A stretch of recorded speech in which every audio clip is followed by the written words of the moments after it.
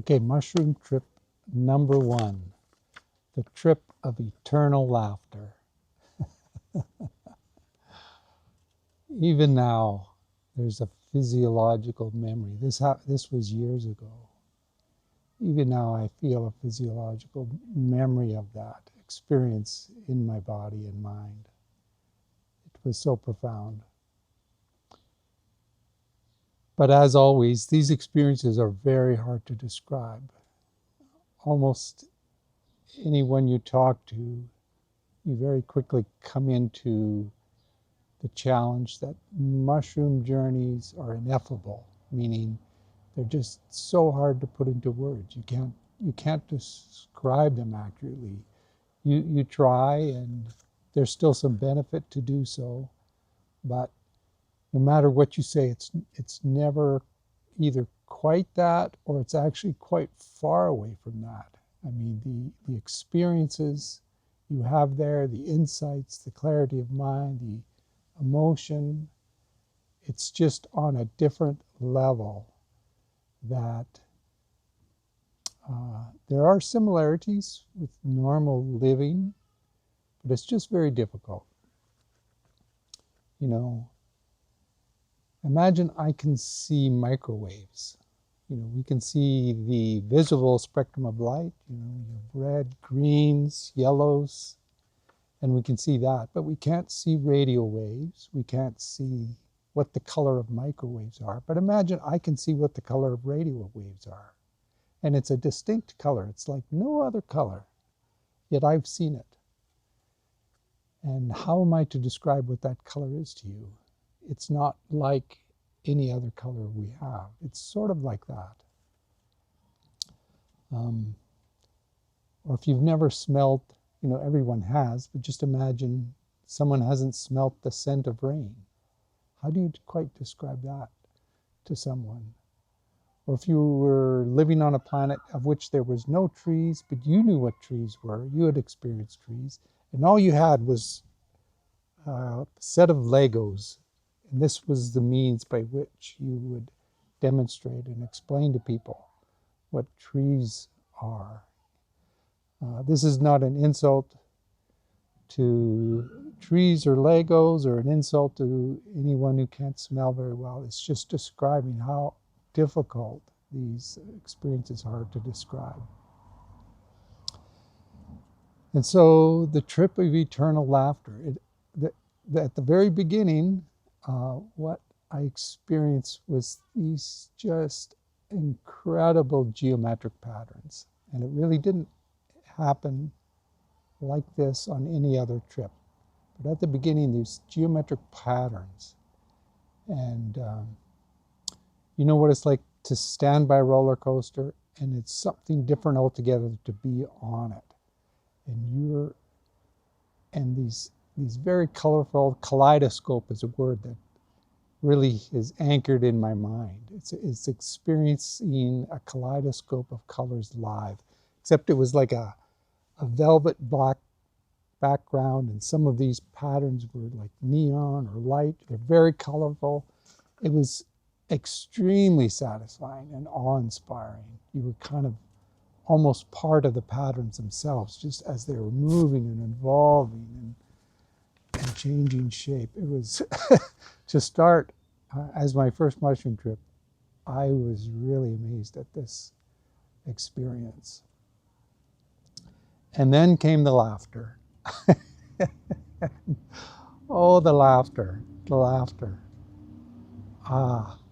My abs hurt after this. You know, what it's like to maybe do 5 or 10 sit-ups, or do a workout and you're doing sit-ups and your kind of stomach is sore. And imagine doing just sit-ups or crunches for like 3 hours straight, just not stopping, just like going. My abs hurt for days afterwards, just from the laughter. Just, oh, it was quite quite something. And that's sort of part of the physiological memory I have of that, which was quite amazing. So I was having these bursting rain clouds of laughter, You know, when you hear a joke and right at that first moment, you get the punchline and it surprises you and it's super funny. And there's like, we'll just say 2 or 3 seconds where you're just, just, you know, right at that apex. It was sort of like being at that apex for hours on end and just enduring it. And so it's very hard to describe. And this was still early on, and that's going to happen on these mushroom journeys. You're kind of taken away to completely somewhere else. But there are tendrils of connection that connect you back with this universe. It could be some music, it could be a sight or a sound, or sometimes it can be someone talking to you, and it's someone who's kind of with you. They may say something to you, and it's kind of like this lifeline coming across universes and reaching to you, and you sort of very tentatively get a hold of it, and you can see and hear and you know what's going on, even though you're like through the wormhole. There's this connection. And my daughter Alison came into the room and she told me, Mom and I are going to go grocery shopping. So she said that to me, and I understood what she said. I'm not sure if I responded, but I understood.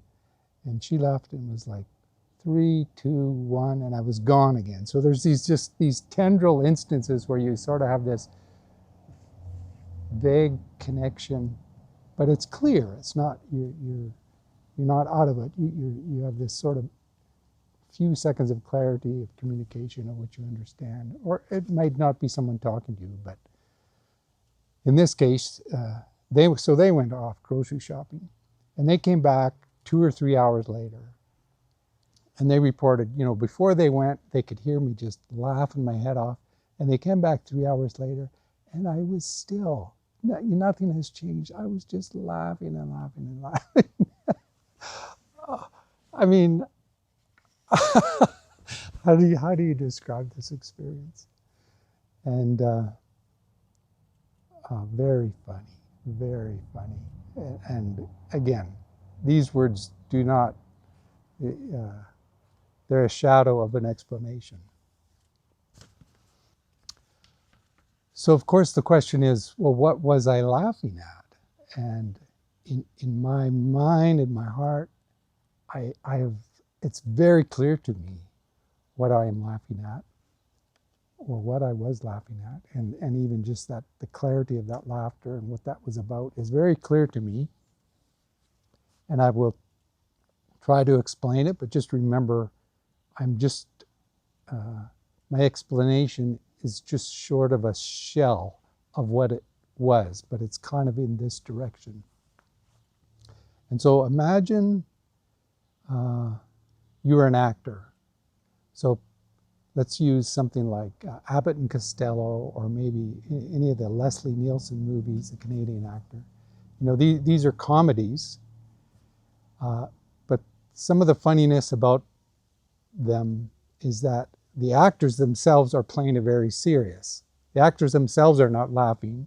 You know, Abbott and Costello, they're going around hitting each other with 2x4s or whatever.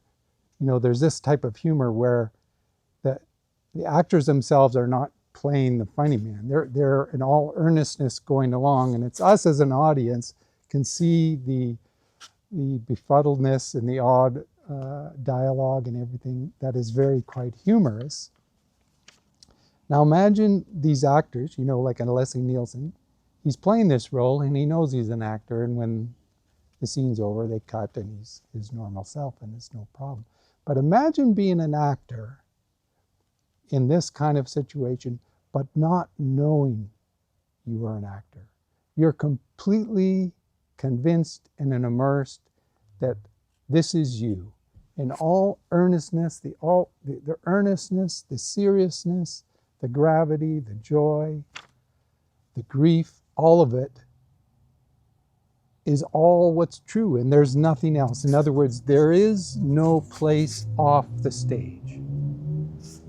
And this is what this mushroom trip did. It showed me where the edge of the stage was. And I got off the stage and I looked back on me, my life, the universe, the whole cosmos, and you see it from this perspective, no longer caught up in the earnest seriousness of it, but just like someone watching a comedy movie or film or something, and it is hilarious. And so, we watch funny things or tell funny jokes and then we come back. But just imagine this on a universal scale or a deeply, deeply personal one,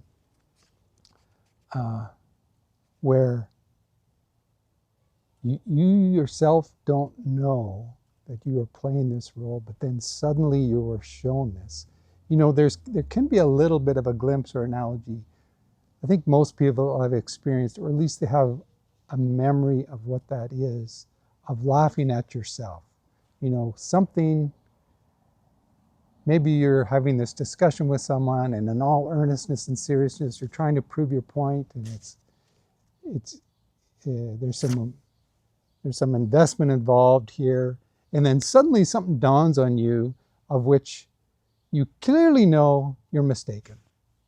So it's kind of like there's something that was extremely serious and important, and it's kind of like you had a high conviction over, and then suddenly you see some shortcoming in your opinion or point of view. And you have also coming with that the freedom to completely laugh at yourself about that. It's very funny and very liberating. And so just imagine this times 100 or times 1,000 or whatever number. There really isn't a number that works, but it's just such a humor to be in that position. And so this is in part, I'm trying to kind of foggily point to what the humor was about. And it's about me finding a door to step off the stage of this life, to step off the stage of this role as Steve and see just, it's all play. It's all a game. And even though the actor, Steve, can be caught up in a tremendous amount of authentic seriousness, urgency, joy, sadness, grief, whatever it might be, this is not the containment of it. There is a way to be that you can declothe from all that seriousness of life or the urgency. Not to say it's not authentic or meaningful or real, but it's just, again, getting this ultimate universal perspective from this other side of things. And so I want to speak about some of the values of laughter. Laughter is clarifying, just like in that example of laughing at yourself over a mistake, perhaps, or maybe you're very serious about something, and then you yourself make that mistake or something. So it has a clarifying effect that can come just instantly, faster than reason can. When that laughter just bursts and it kind of pops that bubble, it's very clarifying. Also, laughter can be unifying, I find. If you're with friends or family or coworkers, if there's laughter between coworkers, that's very unifying. There's something shared there that softens hard edges. Family member, whoever it may be, a friend, often what makes good friendships is there is the opportunity to laugh.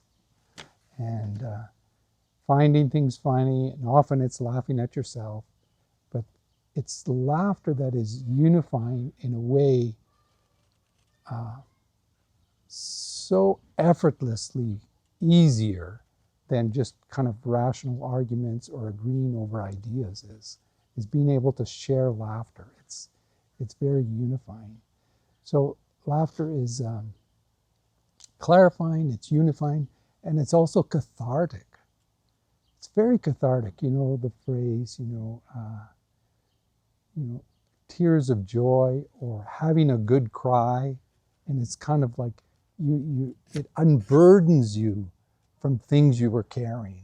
It's in the laughter that can be mixed up with tears. It can be mixed up with intense emotion, and it's relieving. It's very cathartic laughter. So all these things, this clarifying, unifying, cathartic effect. Imagine that dial just breaking. It turns up to 10 and then it breaks. It just goes, whew, and it just exponentially grows higher. You know, this is what this experience was. It was an eternal, universal catharsis and unifying sense of clarity through my whole being. And I found it just extremely profound. And so in that way, I would say, maybe I'll just summarize, you know, 2 gifts of this mushroom journey. And the first gift is just to see the capacity to step behind yourself. You know, even your most deeply felt convictions and identity structures you have, and even the most serious of serious ideas you hold that you feel just deep down, this is who I am. Even there's a capacity to step outside of that. Those things can be helpful, but they need not be everything you are. And sort of associated with that is this capacity to hold paradox. You know, within me is an energy to be patient, and within me there's an energy to be impatient. Within me is an energy to be optimistic and an energy to be pessimistic. Within me is an energy to speak critically of a situation or speak very graciously and sort of building up of a situation. And I can just go on and on and on and on. These seemingly paradoxes or opposite things, they can exist within ourselves simultaneously, and one need not exclude the other. See, when you get this perspective from the outside, suddenly the whole landscape infinitely becomes bigger. And that one thing you may identify with, you may think to yourself, oh, I'm a very generous person. And so this is the identity you build, and that can be a very good thing, but it also limits you at times when perhaps even in kindness or wisdom in a very particular circumstance, not being generous might be the wise thing for some other greater reason or purpose. And so it's very liberating, this perspective. And so these are a couple of the gifts, kind of just thinking long term about what this mushroom journey meant to me. And the journey began to fade, and this is now 7 or 8 hours later. And, the old Steve ego was starting to come back online. It's kind of like, okay, I had this interesting experience, but, I got to show I have my shit together kind of thing. And this is my first really kind of high dose mushroom experience. So I'm just kind of fumbling my way. So I step out of the room where I was having this journey. And I remember I was going to make something, I can't remember, in the kitchen, whether it was a can of soup or something, opening a can of beans. And I remember getting the can opener, and looking at it, and I realized as clear as day, I had no clue whatsoever how to use this can opener. It's the most simple of items. It's kind of like looking at a hammer, not knowing what it is. But I had no idea. That was so funny to me. And the humor was, I could see, again, here was this sort of more serious, urgent, okay, this identity, I got my shit together, I'm going to do things, kind of person coming online. And even there, the mushrooms is kind of like, hey, man, like you don't have it all together. It's not as serious as that. And I found that very funny, and I went and I sat or laid down for another hour and a half, because these things just sort of wind down a little bit. And then, as just an added boost, about an hour later, I could get up still, and I felt like sitting up, and I went and just randomly turned on the TV, and you never guess what was on TV. The movie Planes, Trains, and Automobiles. That was, oh, I laughed at that. You know, maybe you've seen it years ago and you thought it funny. Maybe maybe you haven't. But imagine a movie that, you know, you found funny, and it was like watching it fresh again for the first time, except all your humor senses were turned up to maximum. That was such an enjoyable experience. And, you know, just in closing about this Mushroom Journey 1, the eternal trip of laughter. This experience alone, I say quite genuinely, this experience alone makes me feel like one of those most lucky conscious beings in the whole universe.